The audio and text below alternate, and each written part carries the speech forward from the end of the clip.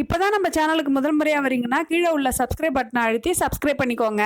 பக்கத்துல உள்ள பெல் ஐக்கானை அழுத்தி ஆல்னு கொடுத்துக்கோங்க. அப்பதான் நம்ம போடுற வீடியோ தினமும் உங்களுக்கு கிடைக்கும். சரி வாங்க இப்ப நம்ம வீடியோக்குள்ள போகலாம்.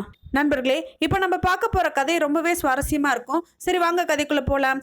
ரெஸ்ட் ரூம் போவதற்காக எழுந்திருந்தவளை விஸ்வநாத ஐயர், கல்யாணி பெரியப்பாவுக்கு சூடா ஒரு காஃபி போட்டு கொண்டு வாயேன் என்றார். கல்யாணி பதில் எதுவும் பேசாமல் விறுவிறுவென்று கிச்சனுக்குள் நுழைந்து காஃபி மேக்கரில் காஃபி போட்டு அவரின் மனைவிக்கும் சேர்த்து 2 காஃபிகள் எடுத்து வந்தாள். கல்யாணி போட்டு கொடுத்த காஃபி சகிக்கவில்லை. விஸ்வநாதன் முகத்தை சுழித்து கொண்டார். எனினும் தம்பியின் மருமகள் என்று வெறுப்புடன் குடித்து வைத்தார். இந்த காலத்து பெண்களுக்கு ஒரு நல்ல காஃபி கூட போட தெரியவில்லை. வெறுமனே பாலை சூடு மட்டும் செய்து காஃபி கலக்கிறார்கள். பாலை கேஸ் சிம்பிள் நன்கு காய வைத்து அதன் பிறகு டிகாஷனுடன் காய்ச்சிய பாலை அளவுடன் கலந்து கொடுத்தால்தான் அது சுவையான காஃபி. இதுகளுக்கு ஒன்றும் தெரியாது, கடனே என்று காஃபி கலக்கிறார்கள் என்று நினைத்து கொண்டார். கல்யாணி, இன்னைக்கு சண்டே பெரியப்பா, சாட்டர்டே சண்டேல நாங்கள் 8 மணிக்குத்தான் எழுந்திருப்போம் என்று சொல்லிவிட்டு ஒரு அசட்டு சிரிப்பு சிரித்தாள். கூட பிறந்த தம்பி பஞ்சாபி கேசனின் மருமகள் தான் கல்யாணி. தம்பி ஸ்ரீரங்கத்தில் மனைவியுடன் இருக்கிறான். தம்பியின் மகன் நந்துவும் கல்யாணியும் மட்டும் சமீபத்தில் கல்யாணமாகி பெங்களூரில் இருக்கிறார்கள். இருவரும் ஒரே ஐடி கம்பெனியில் பணிபுரிகிறார்கள். மல்லேஸ்வரத்தில் ஒரு கல்யாணத்திற்காக சென்னையிலிருந்து மனைவியுடன் விஸ்வநாதன் வந்திருந்தார். நந்து வற்புறுத்தி கூப்பிட்டதாலும் தம்பி வேறு ஸ்ரீரங்கத்திலிருந்து என் பையன் வீட்டுக்கு போயிட்டு வாடா என்று சொன்னதாலும் மல்லேஸ்வரத்தில் கல்யாணம் முடிந்ததும் அன்று இரவே மனைவியுடன் வந்திருந்தார் விஸ்வநாதன். அடுத்து பிரேக்ஃபாஸ்டுக்கு சட்னி சாம்பாருடன் சுட சுட இட்லி அல்லது தோசை பண்ணி போடுவாள் என்று பார்த்தால் கல்யாணி வெறும் பிரெட் டோஸ்ட் பாட்டிலில் ஆப்பிள் ஜூஸ் மட்டும் கொடுத்துவிட்டு பிரேக்ஃபாஸ்டை நிறைவு செய்து விட்டாள். விஸ்வநாத ஐயருக்கு வெறுத்து போய்விட்டது. மனைவியிடம் இதுங்க என்ன இப்படி குடுத்தனம் பண்ணுதுங்க என்று முனகினார். நந்துவுக்கு பிடிச்சிருக்கு, காதல் கல்யாணம் பண்ணியிருக்கான். இப்போ 2 பேரும் அவங்களுக்கு பிடிச்ச மாதிரி இருந்துட்டு போறாங்க. வந்த இடத்துல நீங்க வாயை வச்சுட்டு சும்மா இருங்க.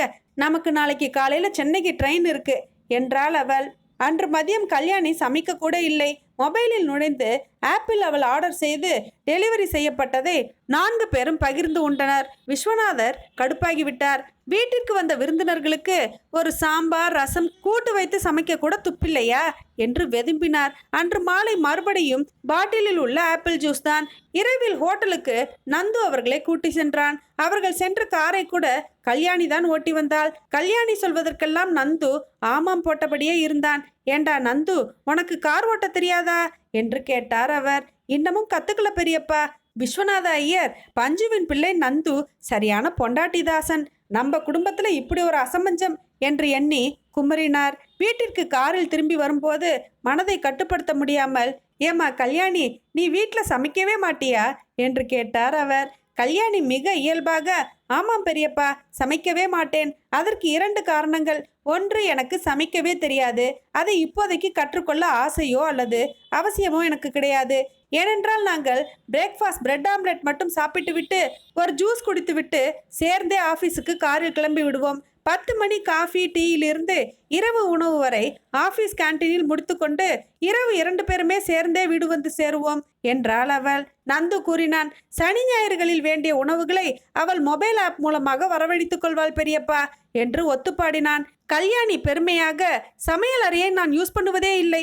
இத்தனைக்கும் அதில் கேஸ் ஸ்டவ், மைக்ரோவேவ் அவன், rice cooker, induction stove, coffee maker, chapati maker, bread toaster, sandwich maker, electric Kettle என ஏகப்பட்ட சாதனங்கள் இருக்கின்றன பெரியப்பா என்று பீற்றி கொண்டாள். இதையெல்லாம் கேட்ட விஸ்வநாத ஐயர் வாயடைத்து போனார். மறுநாள் விடிய காலையில் கல்யாணி அவர்களை சென்னைக்கு செல்ல ஸ்டேஷனில் இறக்கிவிட்டாள். சதாப்தி கிளம்பியதும், ஏண்டி, ஒரு பழுத்த சுமங்கலி நீ வீட்டுக்கு வந்திருக்க, நாம கிளம்பும் போது ஒரு பிளவுஸ் பீஸ் வச்சு குங்குமம் கொடுத்து அனுப்ப மாட்டாளோ? வளர்ப்பு சரியில்லை, இதுகளுக்கு எதுக்கு வீடு? பேசாம ஒரு லாட்ஜ்ல குடுத்தனம் பண்ணிக்கலாமே என்றார் அவர். அது அவங்கவுங்க வசதி, புரிதலுடன் சந்தோஷமா குடுத்தனம் பண்றாங்கல்ல, அதுவே போதும் என்றார் அவரது மனைவி. மனைவியின் இந்த பதில் அவருக்கு சரியாக படவில்லை. பயணம் செய்த போது ஐயரின் மனம் பலவாறாக சிந்தித்தது. அன்புடன் சமைப்பது பாசத்துடன் குடும்பத்தை இணைப்பதாகும். சமையல் என்பது ஒரு கலை மட்டுமல்ல, குடும்ப கலாச்சாரத்தின் மையப்புள்ளி அது. அந்த மையப்புள்ளியை நம் பாட்டிகள் மிக வாஞ்சையுடன் அக்கறையுடன் பராமரித்தார்கள். சமையல் அறை இல்லாது படுக்கை அறை மட்டும் இருந்தால் அது குடும்பம் அல்ல, வெறும் தங்கும் விடுதிதான். சமையல் அறையை மூடிவிட்டு படுக்கை அறை மட்டும் போதும் என்று நினைத்தால் அது நமக்கு அவலம். 1980 வரை கூட்டு குடும்பமாக இருந்த இந்திய குடும்பங்கள் 80%. ஆனால் அதுவே 2020 30% நலிவடைந்தது. அன்று ஒற்றுமையுடன் வாழ்ந்த குடும்பங்கள் இன்று தீவுகளாகி வெறும் தங்கும் வீடுகளாகிவிட்டன. இந்தியாவில் இப்பொழுது பெண்கள் தனித்திருக்கும் வீடுகள் 10%, ஆண்கள் தனித்திருக்கும் வீடுகள் 30%, 6% வீடுகள் அப்பாவோ அம்மாவோ மட்டும் வசிக்கும் வீடுகள், மற்ற வீடுகள் குடும்பமாக சேர்ந்து தங்கும் இடங்கள். இன்று பிறக்கும் மொத்த குழந்தைகளில் 2% திருமணமாகாத பெண்களுக்கு பிறக்கின்றன. 20% காதல் திருமணங்கள் விவாகரத்தில் முடிகின்றன. அதன் பிறகு நடக்கும் 2வது 3வது திருமணங்களும் விவாகரத்தாகின்றன. ஏனென்றால் பெண்களுக்கு இப்பொழுது விவாகரத்து என்பதே அதிகமாக பழகிவிட்டதால் அவர்களுக்கு அது இயல்பான மற்றும் மறுத்து போன சங்கதியாகிவிட்டது. படுக்கையறை மட்டுமே குடும்பம் அல்ல. சமையலறை இல்லாது படுக்கையறை மட்டுமே இருந்தால் திருமணம் நிலை குலைந்துவிடும். வெளியில் ஹோட்டலுக்கு போய் சாப்பிட்டாலோ அல்லது ஆர்டர் செய்து சாப்பிட்டாலோ உடல் ஊதி போகிறது. ஏராளமான தொற்று நோய்கள் வருகின்றன. சேமிப்பும் நிறைய குறைகிறது. வீடுகளில் சமைப்பது நின்று போன அமெரிக்காவில் என்ன நடந்தது தெரியுமா? புகழ்பெற்ற அமெரிக்க பொருளாதார நிபுணர்கள் சமையல் அறையை தனியார் கம்பெனிகளுக்கு தாரை வார்த்தாகிவிட்டது. குழந்தைகளின் பராமரிப்பையும் அரசாங்கத்திடம் கொடுத்துவிட்டால் குடும்ப பொறுப்பும் அதன் பாங்கும் முற்றிலும் அழிந்துவிடும் என்று தீர்க்கமாக கூறினார்கள். அவர்கள் எச்சரித்தபடியே பொறுப்பும் பாங்கும் மற்ற அமெரிக்க குடும்பங்கள் ஏறக்குறைய அழிந்துவிட்டன. இந்த கதை அனைவரையுமே சிந்திக்க வைக்கும் ஒரு கதை. இந்த கதை உங்க எல்லாருக்குமே நிச்சயமா பிடிச்சிருக்கும்னு நினைக்கிறேன். இந்த கதை பிடிச்சிருந்தா லைக் பண்ணுங்க. இந்த கதையை பத்தின கருத்துக்களை கமெண்ட் பாக்ஸ்ல எழுதுங்க. இந்த கதையை உங்க ஃப்ரெண்ட்ஸ் அண்ட் ஃபேமிலிஸ்க்கு ஷேர் பண்ணுங்க.